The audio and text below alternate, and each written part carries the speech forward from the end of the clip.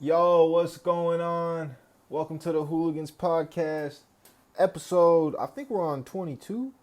Episode 22. Let me check. Let me check for show, real quick. Yo, since last week, I believe, I don't think we hit it last week. We have hit 1,000 subscribers, bro. Woo! Let's go, Hooligans. Y'all already know. Thank you guys for subscribing. We're at 1,030 subscribers, and this is the actually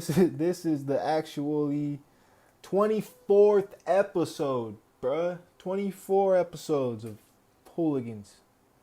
All you can watch. All right.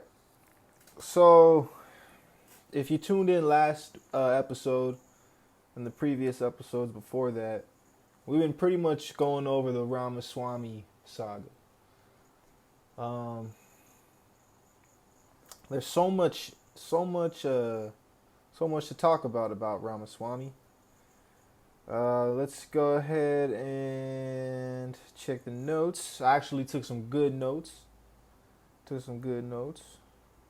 this is episode 24. What the heck? Episode 24. It's going to be dropping tomorrow.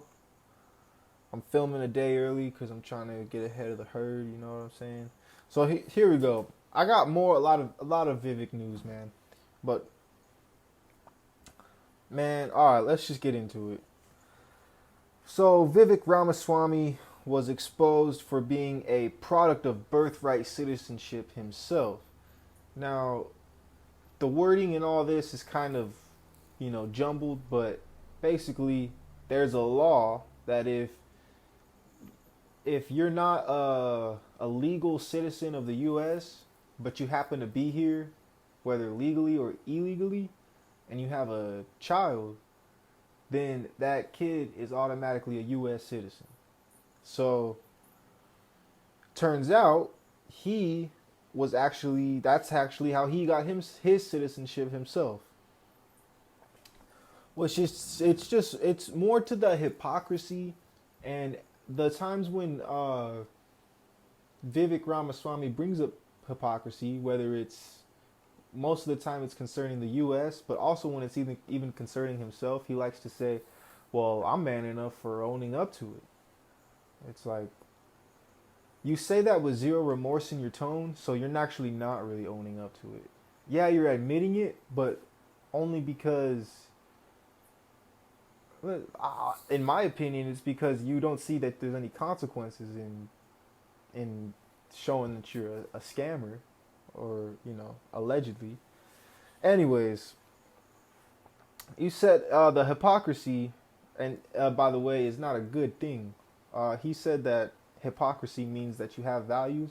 Hypocrisy actually means you don't have values, but you're using values as a cover up to control others.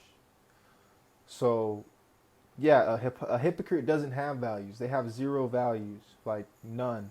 Like, being a hypocrite's not a good thing. Like, it's better to be just an outright villain than to try and play hero when you have alternative motives.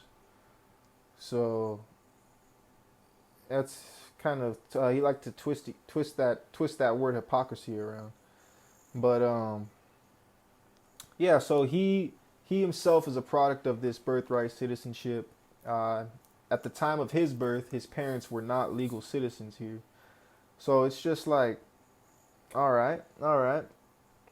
And at this point, I was kind of worked up over it, but it's like I see that this guy Ramaswamy, his whole game plan is just to basically use Trump's policies, even if they don't line up with, even if they make total, even if it's total nonsense, for, even if it's total nonsense, him wanting to end birthright citizenship, he used it himself. If you Google Donald Trump actually introduced this same policy, I believe, in 2018. So this guy Vivek, he's kind of just like a Trump clone. It's like, you know how we had all the little mumble rapper clones? Now we got Trump clones who are gonna be trying to take office, bruh. They saw what the rich man did, and they want in on it. And I mean, we can keep. Let's go. Let's keep it moving. Um, he also wants to end this visa. I forgot exactly what it's called, but it's basically a visa that allows outside people outside the country who are not citizens to work here. You know, so work visas. Which these, and I don't know if this was a Trump policy or if this is his own little special concoction, but he himself has been found out that he's hired at least 30 people outside the country using this exact same visa that he wants to end. So, as Andrew Scholes would say, rules for thee, not for me. I mean, he's already made his millions, his billions, or whatever. He doesn't need these rules anymore. He doesn't need any outside people coming into his country. That's his play on this, man. It's crazy. And also I've seen a lot more other videos freaking talking about Ramaswamy and exposing him, so I ain't even gonna trip. I ain't even tripping, bro. At first I didn't see nothing, bro. I was like, yo, what everyone's just gonna just let this guy just. So anyways, and Ramaswamy, I didn't even want to do this, bro. I don't even like talking bad on people, bro.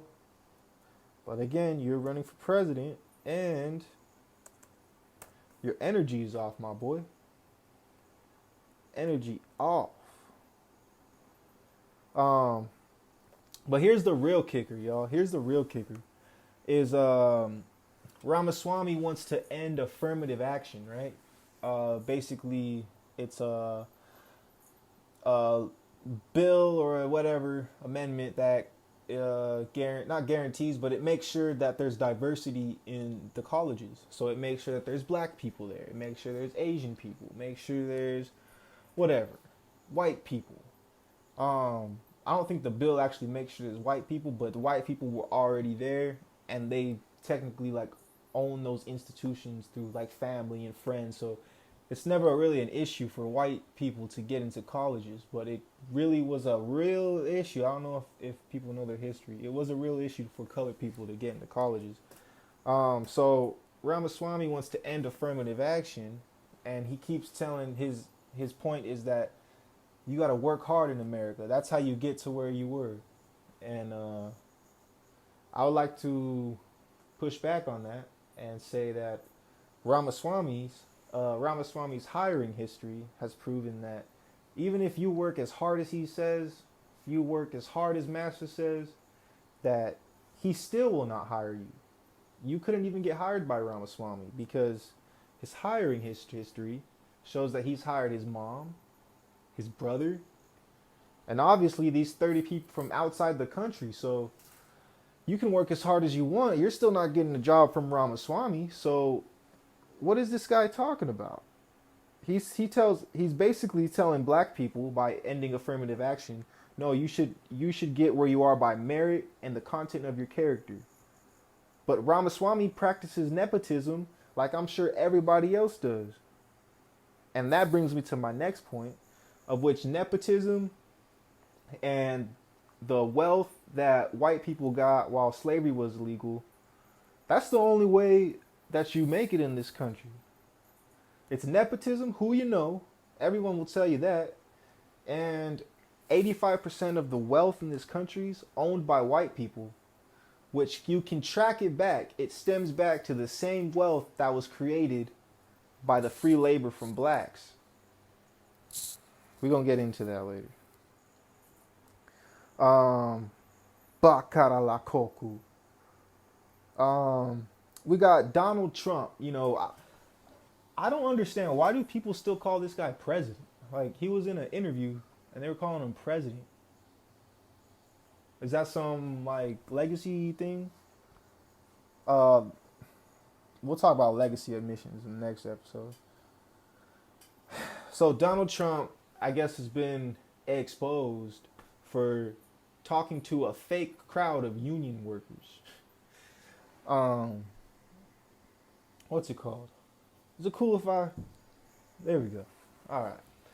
a fake crowd of union workers, bro. So I guess people dressed up like union workers and had Donald Trump give his speech. So this dude gave a speech to the actors from The Walking Dead, I guess. I don't know. Which is like, I just feel like Donald Trump is always in a silly, goofy mood, bro. Like, that's pretty much his MO. He's just silly and goofy, bro. And that's some news for you. We're gonna keep getting into this though. Back to Vivek Ramaswamy. Um, Vivek was exposed for flipping data on a test in order to IPO his company, allegedly, and make millions. So the story goes, shout outs to Meet Kevin. The story goes that Vivek's, it's more of like a get rich quick scheme, but he calls himself a contributor to society. This guy basically buys failed drug tests for his. All right, we'll talk about what he's supposed to be doing, and then we'll talk about what he actually did. So this is anyone can do this. I can do this. You can do this. Anyone can go, raise money and say, hey, I want to buy these failed drugs that didn't pass these tests, work on them, and then bring them to market, so we can make them, a crap ton of money. So that would be all fine and dandy, including the fact, that, or disregarding the fact that throughout, even though you're an American here, whether black, white, Mexican, Asian, no matter how hard you work, Ramaswamy's not going to hire you unless you're outside the country or you're part of his family. So let's keep it going. So this guy started his company, bought a failed drug, and instead of doing new tests, instead of doing what he said he was going to do and, revising the drug and taking it back, Ramaswamy's mom, his mother, actually signed off on the fact that the most recent test, the one that had failed, that the data was actually good. So they flipped the data in order to make it seem like it passed. And this allegedly allowed him to IPO his company and take all this investor money. Now here's the problem. He knew, everybody knew, we all knew the test had failed. So I guess they took the data from only the completed subjects, and they said that it had passed. But they left out the subjects who didn't complete the test. So it's like they made it look like, oh, this drug just works. But Meet Kevin made a good point. He said the people who finished the test, the drug was most likely working. So the people who didn't finish the test, it's probably because the drug wasn't working. And that data needs to be taken into account. Anyways, they said, screw that. Let's just put this data in. They got all this money. And then lo and behold, a year or two later when the testing came back, because they resubmitted it, the drug had failed. Wow, gee willikers. And all these investors lost their money, but somehow, some way, Ramaswamy made out with allegedly $40 million, people. $40 million. He made $40 million from a failed company. So that his mom helped him basically flip the data. So it wouldn't have even been possible without his mom. So it's like this guy, the idea that this guy works hard and he somehow is super smart, and no, this dude's a super scam, bro. That's scammer 3000 level, bro. So let's keep it going. We're gonna move on to Charlie Kirk. We haven't talked about Charlie, but I seen Charlie at an event a few years ago, and I don't understand what's the deal with Christians and them loving Trump so bad. Even though, like, this guy Trump, this guy has, like, zero good character, bro. This guy Trump inspires people like Vivek Ramaswamy to think they can just take over the country. But that's just me. We got Charlie Kirk, grieved that black people are on more commercials than whites. It's like Charlie's making points. They kind of sound sensible, and then he just brings this out of nowhere. Black people are on more commercials than whites. First of all, you just hated, bro. That's pure hate. That's pure hate, Charlie. You hated, bro. Why you mad? We on the commercials, bro. Why you mad? And second of all, because that's not even a real grief. Who cares? There's more white people in, I don't know. There's more white people in, I'm half white, by the way, so I could speak for us, man. Us whites, we need to freaking cool it down. Us whites, we be going crazy, bro. Man, love being white. Me and my whiteness. All right.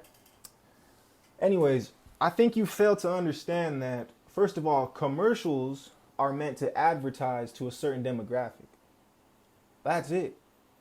Are you mad that black people are advertising to black people?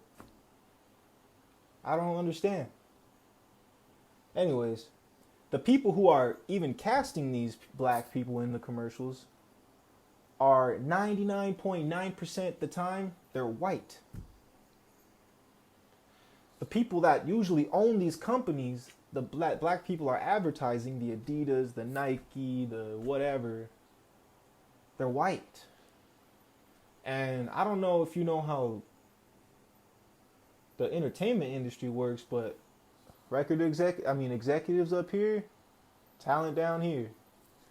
So I don't know where this is coming from, Charlie. You're scaring me. No, it's just a hilarious take because commercials don't even run television. TV and movies do.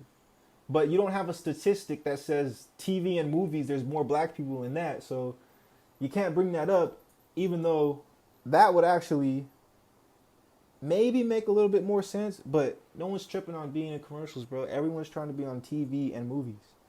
Even though commercials, they do pay all right. Anyways. Yeah, like the people who are, if you're mad at that, you should go talk to the white casting directors and go say, hey, I don't like what I'm seeing on TV. If you're still watching TV, I don't know. But that's just kind of a silly take. It's just a hilarious take. Continuing on. Everyone good? What do we got? 20-minute show going on? Alright, so E.T. de le ko puru rashana. Charlie Kirk is also not a fan of reparations for black people. But here's the thing. I don't know if he's aware that the New York Stock Exchange, yes, the same place that you buy your stock today, you sell your stock, you buy your stock, the New York place, that famous place, yes. It's called the New York Stock Exchange because black people were viewed as livestock. And what was the first thing they did? Where was the first thing, or not the first thing they did, but where was the first place that they traded? Hold on, let me get this right. I'm learning with you guys too. I'm learning with you. Basically, the New York Stock Exchange was built off the buying and selling of slaves. You could get a slave in Africa for around $300, and you could sell him for around $1,300. So it's crazy, bruh. The New York Stock Exchange was built off the buying and selling of slaves, amongst other goods as well, but slaves, they were the main commodity. I mean, here's another fun fact. Once slavery was over, the profits that white people made amounted to 85% of their income, which has been passed down from generation to generation, and still to this day. Right now, you could Google it. 85% of the income that white people have is unearned. Unearned income. So this all stems back from what happened, all the free labor they got during the slave days. Working, you guys think we were just working the fields as punishment? No, bro, we were making the product. We were getting the product ready, picking the cotton, baking the food.